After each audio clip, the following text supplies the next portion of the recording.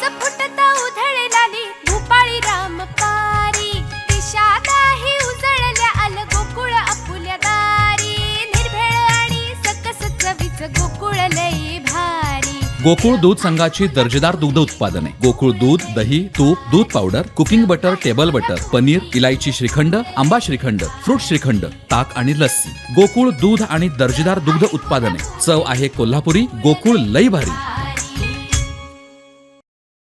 महाराष्ट्र राज्य प्राथमिक शिक्षक समितीच्या 17व्या त्रैवार्षिक राज्य अधिवेशनाला राज्यभरातून 65 ते 70 हजार शिक्षक उपस्थित होते। 2018 आणि नंतर आता सलग हे दुसरं अधिवेशन सिंधुदुर्गात यशस्वीरित्या पार पडलं।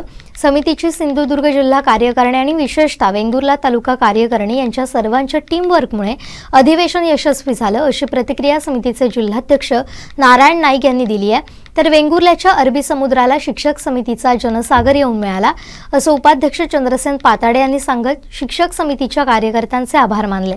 महाराष्ट्र राज्य प्राथमिक शिक्षक समितीचं अधिवेशन वेंगुर्ल्यात संपन्न झालं आणि हे अधिवेशन या ठिकाणी संपूर्ण जी नियोजनाची जबाबदारी होती, संपूर्ण आयोजन होतं, हे आयोजनाची एक मोठी जबाबदारी जी होती ती आपली सिंधुदुर्ग जिल्हा प्राथमिक शिक्षक समितीकडे होती आणि ही जबाबदारी यशस्वीपणे पार पाडणारे ते ज्यांच्या नेतृत्वाखाली पार पडली ते आपले या ठिकाणी जिल्हाध्यक्ष नाईक सर असतील किंवा ज्यांच्याकडे या ठिकाणी इतर जबाबदाऱ्या होत्या ते आमचे पाताडे सर असतील आपल्यासोबत आहेत। आपण त्यांच्याकडून जाणून घेणार आहोत कशा प्रकारे हा यशस्वी होण्यासाठी प्रयत्न झाले आणि निश्चितच आज आम्ही या ठिकाणी पाहतो अधिवेशन मोठा प्रतिसाद लाभला। महाराष्ट्र संपूर्ण राज्यातून शिक्षक या ठिकाणी दाखल झाले होते। काय सांगाल, कशा प्रकारचं नियोजन होतं आणि कशा प्रकारे हे नियोजन झालं, काय सांगाल? नमस्कार।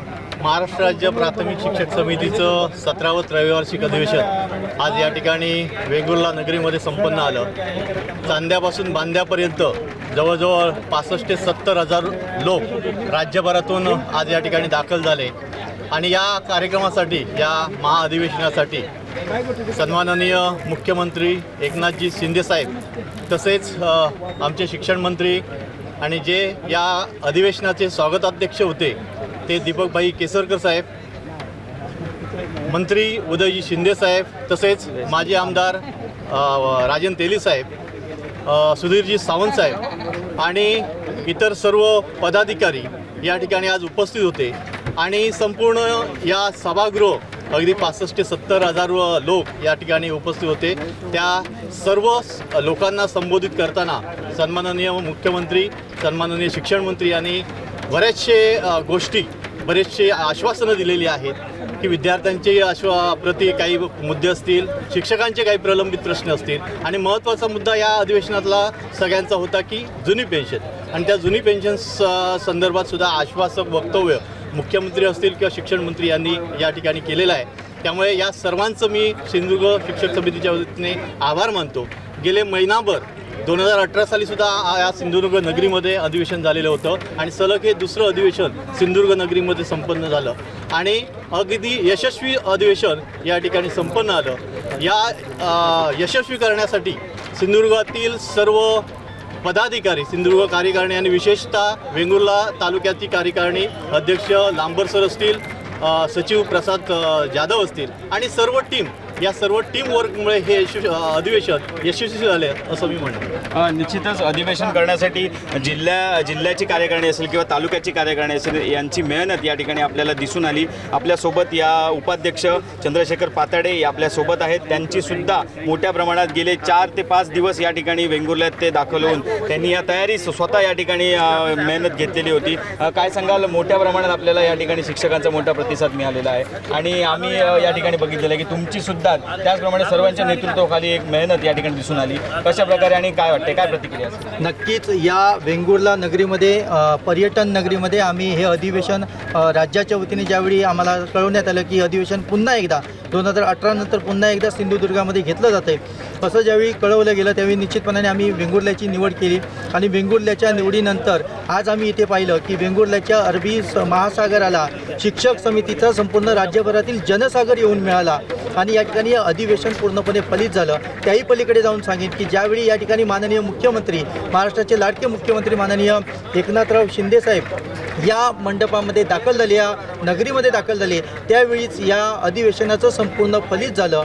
त्याचं कारण असं की त्यांनी आपल्या भाषणातून अनेक मागण्यांना सुतोवाच केलेला आहे. निश्चितपणाने यापुढे जाऊन शिक्षकांच्या शिक्षणाच्या आणि विद्यार्थ्यांच्या ज्या विविध समस्या आहेत त्या या ठिकाणी या अधिवेशनाच्या माध्यमातून निश्चितपणाने सुकर होतील. माननीय शिक्षण मंत्री दीपकभाई केसरकर यांनी सुद्धा या ठिकाणी प्रचंड मेहनत घेतली स्वागताध्यक्ष म्हणून, आणि त्यांच्या या माध्यमातून या ठिकाणी आज अनेक समस्या ज्या आहेत शिक्षणाच्या संदर्भातल्या त्यासुद्धा या ठिकाणी शिक्षक समितीच्या माध्यमातून सोडवण्याचं त्यांनी आश्वासन दिलेलं आहे. ही आमच्यासाठी फार मोठी ही उपलब्धी आहे आणि निश्चितपणाने या ठिकाणी आमच्या प्रत्येक कार्यकर्त्यांनी वेंगुर्ला तालुका शिक्षक समिती असेल, जिल्ह्यातील आमचे शिक्षक कार्यकर्ते शिक्षक समितीचे कार्यकर्ते असतील, सगळ्यांनी अतिशय मेहनत घेतली आणि या मेहनतीचं फळ म्हणून हे दुसऱ्यांदा होत असलेलं अधिवेशन पुन्हा एकदा यादगार ठरलेलं आहे. हे सगळं श्रेय आम्ही आमच्या शिक्षक समितीच्या कार्यकर्त्यांना देतो. आणि आजच्या या अधिवेशनामध्ये ज्या नवीन निवडी जाहीर झाल्या त्यामध्ये शिक्षक नेते म्हणून सन्माननीय उदयराव शिंदे असतील, राज्याध्यक्ष म्हणून सन्माननीय विजयराव कोंबे असतील, आणि पुन्हा एकदा आमच्या जिल्ह्याला या ठिकाणी मोठं पद मिळालेलं आहे ते सन्माननीय राजन कोरगावकर यांच्या रूपाने ते राज्य सरचिटणीस अशा प्रकारचं मोठं पद त्यांच्याकडे आलेलं आहे. त्या पदाच्या माध्यमातून निश्चितपणाने आम्ही राज्यभरामध्ये शिक्षकांच्या समस्या सोडवण्यासाठी पुन्हा एकदा आग्रही राहू अशी या ठिकाणी आमची भूमिका आहे. धन्यवाद. निश्चितच या ठिकाणी जे अधिवेशन झालेलं आहे त्याचं या शिक्षकांच्या ज्या मागण्या आहेत त्या पूर्ण करण्यासाठी निश्चितच कोकणचा सुद्धा या अधिवेशनात हातभार लागेल अशा प्रकारची प्रतिक्रिया या ठिकाणी व्यक्त करण्यात आलेली आहे. कोकणसात लाईव्हसाठी दीपेश परब, वेंगुर्ला. आमचे दिवसभरातले सर्व अपडेट्स, ताज्या घडामोडी आणि थेट लाईव्ह पाहण्यासाठी सबस्क्राईब करा, लाईक करा कोकणचं नंबर 1 महा चॅनल कोकणसात लाईव्हचं YouTube चॅनल.